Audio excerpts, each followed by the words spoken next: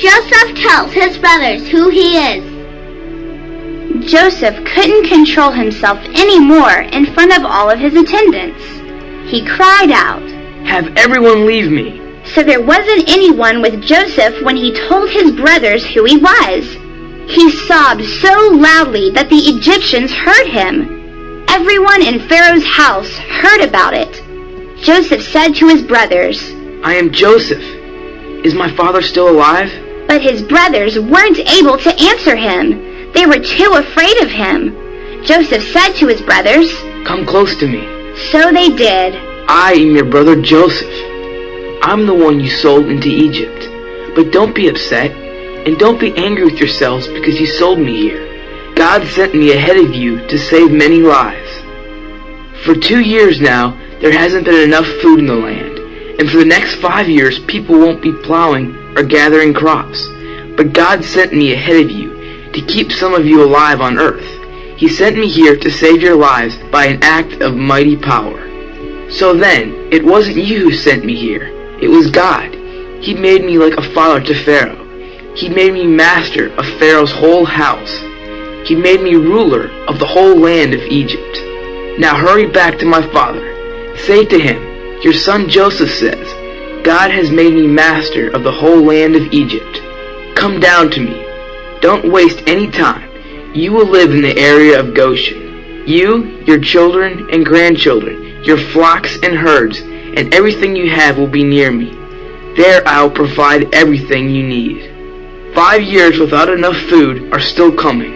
If you don't come down here, you and your family and everyone who belongs to you will lose everything. Brothers, you can see for yourselves that it's really I, Joseph, speaking to you. My brother Benjamin can see it too. Tell my father about all of the honor that has been given to me in Egypt. Tell him about everything you have seen, and bring my father down here quickly." Then Joseph threw his arms around his brother Benjamin and sobbed. Benjamin also hugged him and sobbed. Joseph kissed all of his brothers and sobbed over them. After that, his brothers talked with him. Then Joseph sent his brothers away. They came to their father Jacob in the land of Canaan. They told him, "Joseph is still alive. In fact, he is ruler of the whole land of Egypt." Jacob was shocked. He didn't believe them.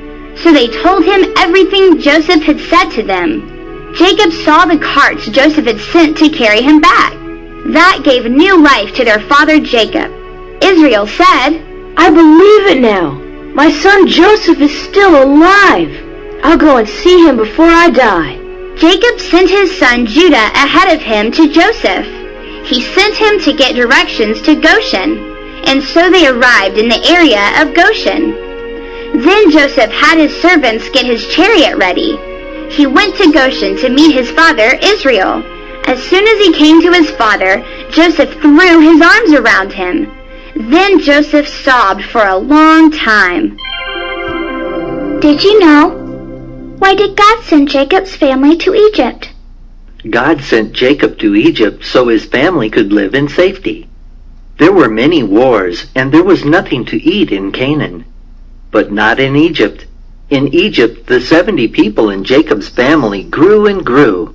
Over the next 400 years, they became a nation of millions.